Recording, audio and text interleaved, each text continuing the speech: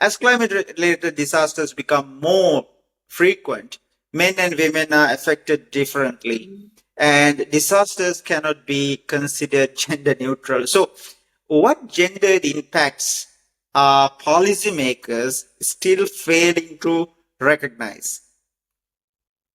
Okay, so if you were in Sri Lanka and I'm in India, so if we take the 2004 tsunami as our baseline, I would say that coming from there to 2026, the one thing that I do see recognition of is that women's bodies are different. So this means that people are distributing sanitary napkins, they're more conscious about maybe underclothing being distributed and so on and so forth.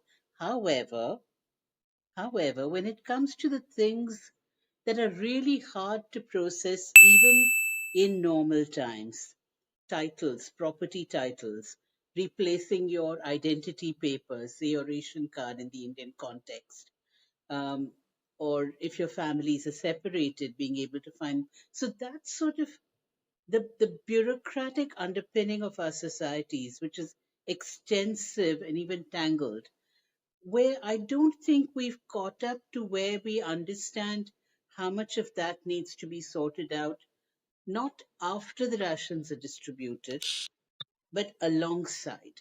Because rehabilitation is only with underwear and sanitary napkins. The second thing that I wish policymakers would understand is that gender is not binary. You and I are also talking about men and women when we talk about differentiated impact. But there's a whole slice of our communities that is invisible, those who are non binary, those who need special protections, those who might already have been isolated from their families. So I wish that in our configuration of relief work, in our configuration of reconstruction plans, we would take into account that there's actually more than one gender.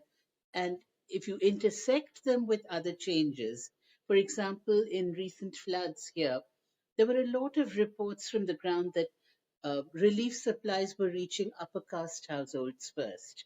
So though we've not learned, and feminism is about looking at all of this together.